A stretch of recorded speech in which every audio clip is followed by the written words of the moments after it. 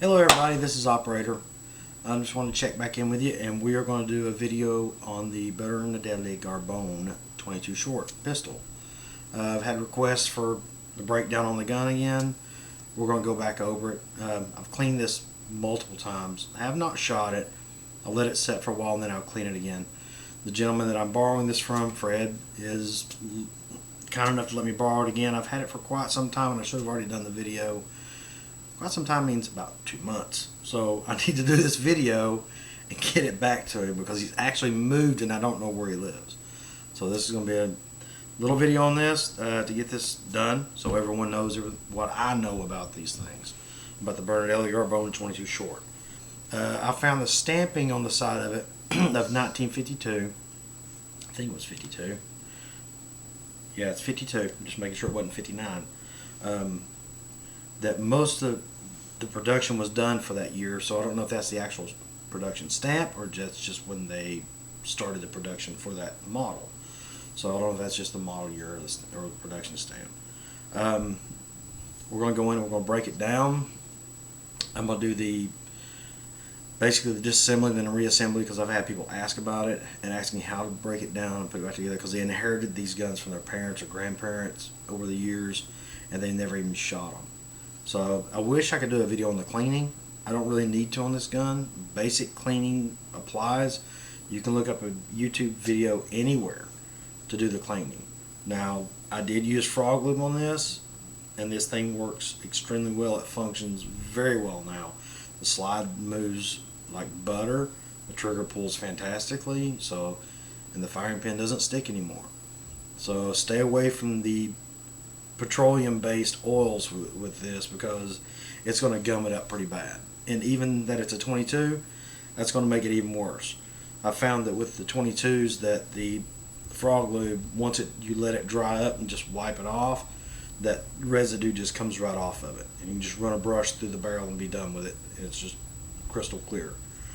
Well, we're going to break down and get down to this thing. I'm going to turn a light on, so this is the little tiny Bernardelli Gardone. I'll give you an illustration of how small it is. It's basically a little pocket pistol, a little 22 short. I'm going to show that it's clear. Ignore what I'm doing right now. The gun will not fire with a magazine out of it. Showing it's clear, it's empty. Put the mag back in it. It is off safety. It is now cleared. We know it's not chambered. So I'm going to slide in a little bit. I'm going to show you this piece right here. You pull back. For those that have not had these guns, this is a European design. American design magazine releases on the side. So you pull back and you have to tweak up. Now usually when you pull back the magazine pops out a little bit. This one doesn't. The spring is strong, but it still won't pop out for some reason. I've never figured that one out. So we know the gun's clear. Alright, now it has to be off safety to be taken down. You're going to turn it, put your finger over the back because that will pop out. It'll spling right out of here. So put your finger over the back, depress this button, you'll feel it pop out, release that out, pull it out a little bit further with your finger. You're going to grab the slide, put your hand on the gun, pull back, and lift. Lift straight up, just right up. Now when I first did this thing did not want to do that. I'd pull back and it'd stop. It would not come up. And there is a sweet spot. You can't go all the way back like you're racking the slide. You have to come back just a little and it'll come right up. When you come forward, there's going to be a small spring in the front. Be very careful not to lose that. And there's the guide rod that comes with it. Now, I've even taken this apart. I've brushed this, cleaned it. I put a little bit of frog lube on here and let it set. I heated it up, and just kept putting the frog lube on it. And if you look, the spring is conical. It does go one direction. Short side or small side goes facing the front of the slide. And that's the firing pin. goes towards the hole like this, and it basically rides in there just like that, and the rod goes forward up into here. Let me put that back in so I can show you where that came from. And this is a tiny firing pin, but there's very few moving parts in this gun, and that's one of the things I do like about it. It's a very well designed gun.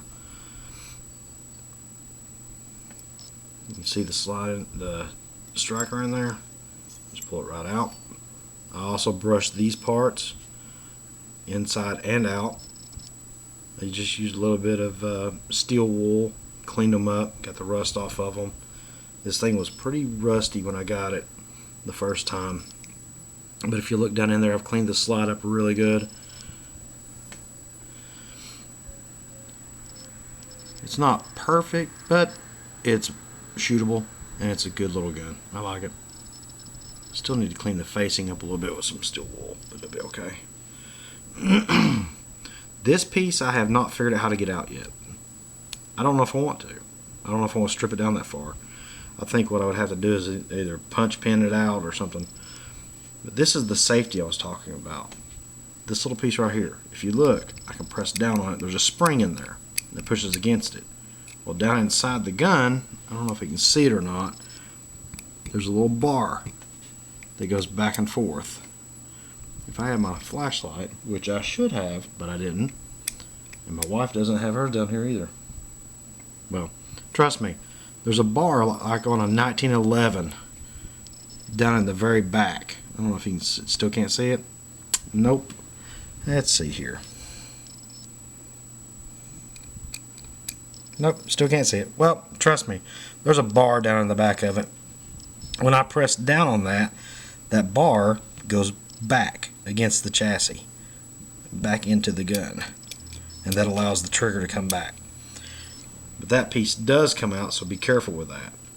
And that's the pin that I would have to knock, the drift pin I'd have to knock out down in here to get this assembly out, I think. I'm not 100% positive on that, but I'm not willing to take a chance on taking it out either, because that part is not gummed up and I wasn't going to mess with it. That's the disassembly. That's as far as I take it down. I have not found a reason to take this gun down any farther than this. I thought about taking the grips off, but the grips don't gain you anything at all, so it doesn't really do me a whole lot of good. So I noticed something just then up inside there that I'm going to take a look at on camera. Nope. Yeah, I can see it with my eye, but I'm not going to be able to see it with the camera, which is, it's just really interesting how that functions. That safety in there is really cool. It's very similar to a 1911, how it functions. Anyway, we're going to go ahead and put it back together. That's what it looks like disassembled. And that's all the pieces and parts of it for right now, unless you pinned it down even further, which is way beyond the scope of this. So we're going to put this back in. We're going to just barely push down in it, just a little bit, so we know it's seated. Take the firing pin and the striker block, and there's a groove on it. Hold on. There's a groove, but they're on top of it that locks in to that rail. So we'll pop it right in that groove, push this directly forward until it's flush in the back. Now we're going to take guide rod and spring, make sure that stays in there. There's a hole right there in the front. We'll drop that guide rod right in there. Now this is the tricky and hard part. Stay. You've got to put the barrel up in there, and that spring has to set just right. This is one of the hard parts. You got to kind of fudge with it a little bit to get that guide rod started in there. It's a little bit of a pain. And that piece came off again. Okay, well, let's start over. Okay. Try it again. The barrel has to be in there just so. If I turn it towards myself, I'll get it every time. Now watch, I won't. Yep, there it went. Now pull back. It'll over travel. Don't worry about it. Make sure the firing pin block stays in there. Pull back, make sure that's back. Drop it down, and it locks in place. Now, granted, I can pull back a little bit. It'll come back up. But then all you do is just push that in, and it locks. You'll see the button pop back in. I'll pull it back out again. So you see that? Just pops right back out. And that's how you disassemble and reassemble this gun.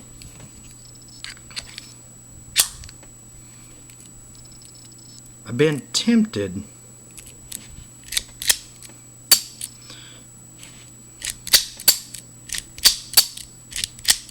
to try 22 longs in it, but yeah, I think it could take it. I just don't know if it would actually discharge the. Yeah, it would probably discharge the casing.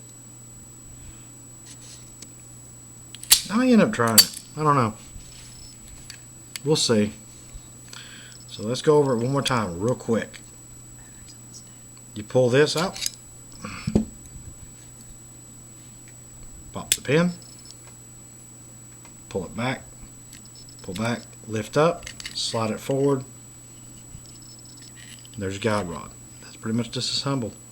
I mean, it's not really difficult. I suppose the first time I was taking it apart, it was tremendously difficult for me because it was really stuck together. But that's everything. That's this gun in a nutshell. The Bernardelli Gardone, 22 short. If you have any more questions or comments, please leave them below.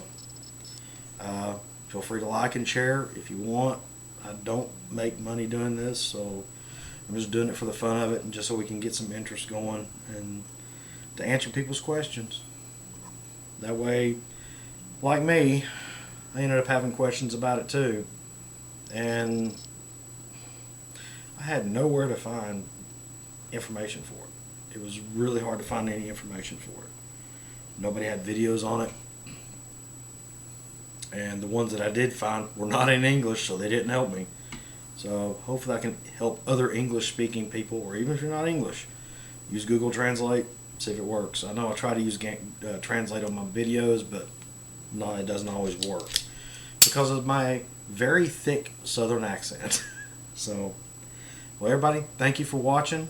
If you have any more requests about, I'm not going to do this gun again, but if you have any requests about any other guns, my Smith & Wesson MP9, my Glock 40, it's a G27, my wife's G32,